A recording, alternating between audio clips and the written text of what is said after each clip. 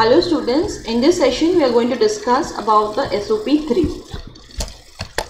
So we have to create a website by using HTML and the CSS to design the web page which will have the following data. The first web page, so there are altogether there are going to be two web pages, the first web page and the second web page. The first web page will accept the name of the traveler, the date of travel and the telephone number. So basically it will be a form which will have the name of the traveler. So it will be a traveler detail form which will consist of the name of the traveler, the date of travel and the telephone number. And it will also have a submit button as an image. So when we are designing the first page, for designing the name of the traveler, we can use the input type as text. Then we can give the attribute of length, autocomplete, and also we can have the input type of this text as required. So the user will not be able to leave it blank. He has to enter the name of the traveler. The second is the date of the travel. So we can use the input type as date. Then the third is we can use the telephone number. We can use the input type as tel, and we can give the length also. And for all the input types we can give the names of those input types. Like the name of the traveler, we can give the name as T name, T date and tel number or contact number, whatever you find it suitable. And it will also have a submit button as an image. So for making this we can use the input type as image and we can specify the path for that image. The second page will have the information about the name of the transporter. So this is the name of the traveler and he is going to travel, so there will be a transporter. So this will be the transporter or the transport details form. Then or the travel details. So there will be a transporter, then the time, the seat number and the destination. So all this information has been given here, and this is in the form of an unordered list, making use of UL tag, and this is just going to be displayed in the form of unordered list data. And both the pages should be interlinked, so they should have one hyperlink between both. For designing this form, we have to use an external style sheet with the relevant tags. So we will have to create another CSS file which will consist of all this style data. So let us see the code for it. So this is finally how the form will look like. So this will be the traveler details with the name of the traveler, the date of the travel and the telephone number. So all the details have been defined here, and then you have the submit button, and then you can have a hyperlink between the two forms. So once I click here, we can view the travel details. So this is the travel details now, where with the name of the transporter, time and seat number have been specified as unordered list type. Again there will be a hyperlink between both the files, so we can again click here to view the traveler details. So this is how the output of the form should look like. Now let us go through the form details. Okay. Alright, now this is the output of the form. We can see the traveler details at the top section. It has got a background color of pink and the text is red in color. Then we have got the name of the traveler, the date of the travel and the telephone number. As I explained you in the question that this is an input type text, this will be the input type date and this will be the input type telephone number. All the three fields are required fields, which means that the user has to type something in the boxes and then he can submit it.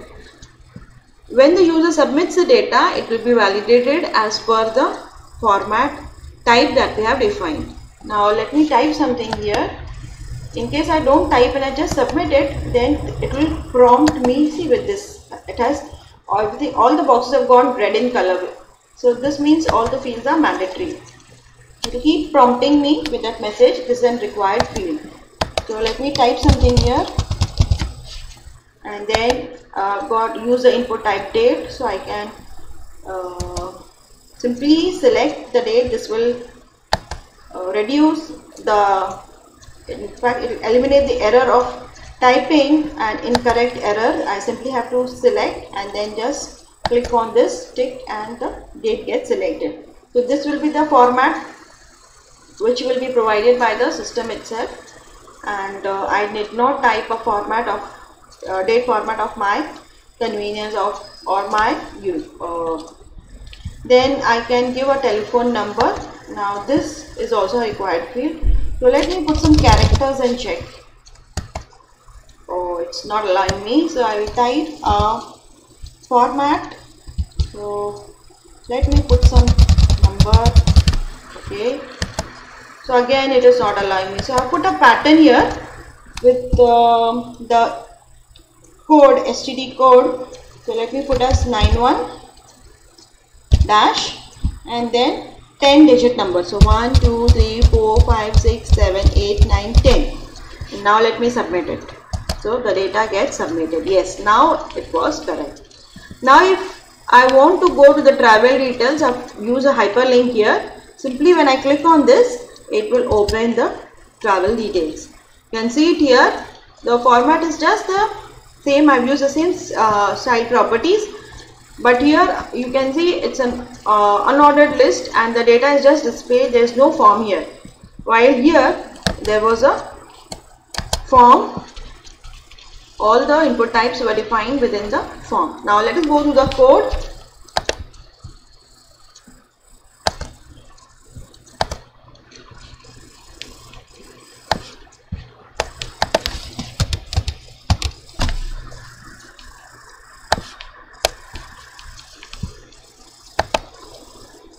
So let us first see the external style sheet. The name of the file is sop3_styles.css, and the attribute, three attributes: href, relation, and the type.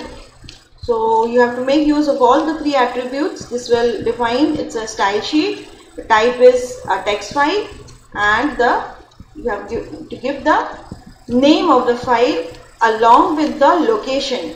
As I have kept the CSS file in the same folder, so I have not specified the entire location or the path. Rather I have just given the name of the CSS file, and then all this external style tags will be used within the head tags. And then I have used the section and the section for defining the form.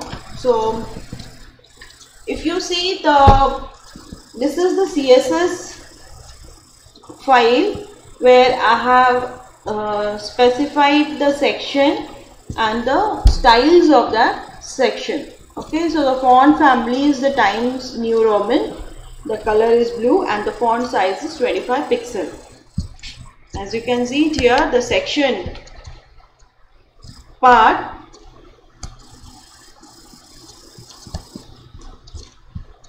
is this part, okay, the yellow color, and this is your header and this is your footer. So I have made use of two more additional tags, the header and the footer, and the section tag.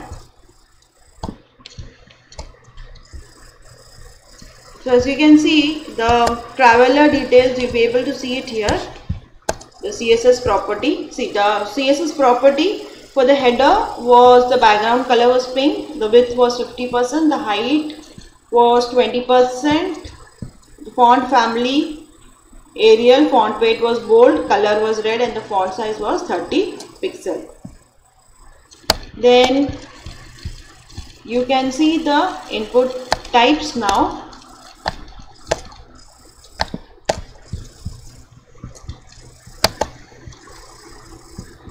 Okay, I'm defining a form within the section tag. So form name, I've given a T form, which is traveler form, then the name of the traveler. Now you can see that I am not specifying any styles here along with the tags.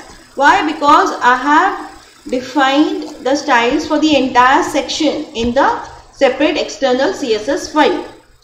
So whatever I will include in the section, all the tags will be applied those styles.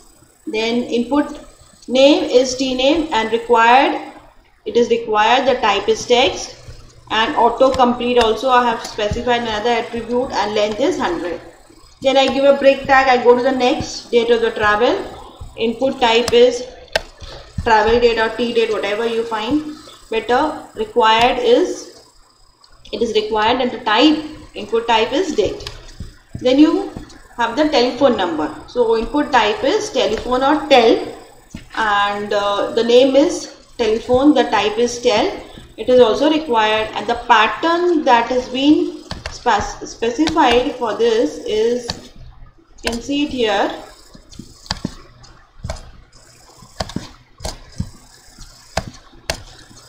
Okay, the pattern is like this. Okay, so you can find the pattern here. So 0 to 9, the number can range from 0 to 9 of 2 digits. It will be separated by a hyphen, and then again the numbers can range from between 0 to 9 with the length of 10. So this is how the pattern of the format of the telephone will look like. And then finally you have the break tag and the input type as image.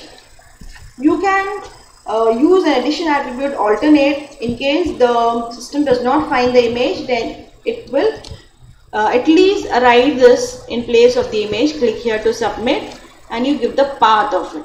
Okay, the path of the image, and then you close the form tag, the section tag. And then I'm also making use of the footer tag, which will provide us with the hyperlink. So for giving a hyperlink, I'm using an anchor tag with the href as the path of the location of the second file, that is the travel details. And I have written here, click here to view the travel details. Close the anchor tag, close the footer tag, and finally you close your body and HTML. So this is how your first HTML file will look like. Now let us go through the second code of the second file.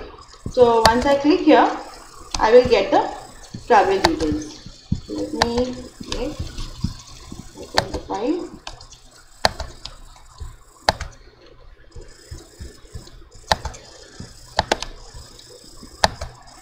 So this is very simple. Again, I am making use of the header, the section, and the footer. And within the section, let us only go through the section part. So it is making use of an unordered list with the list items. The properties that have been applied to both the files are the same. So it doesn't make any difference. So once I have making use of the section, so whatever styles were applied to the previous file, the same properties will be applied. So background was yellow in the initial. So here also you will find the yellow as a background. The text was blue, so here also you will find the text as blue. Font family is also the same. So there is not much difference. So everything will remain the same, and only you have to give the different location. Like when you are specifying the traveler details, then you give the path of the traveler details, and once you, when you are clicking on the travel details, then exactly the same location of the file should be specified in the href attribute. So this is how the entire code will look like. Try it out, and in case you have any difficulty, please let me know. So I hope you have enjoyed this session. Thank you.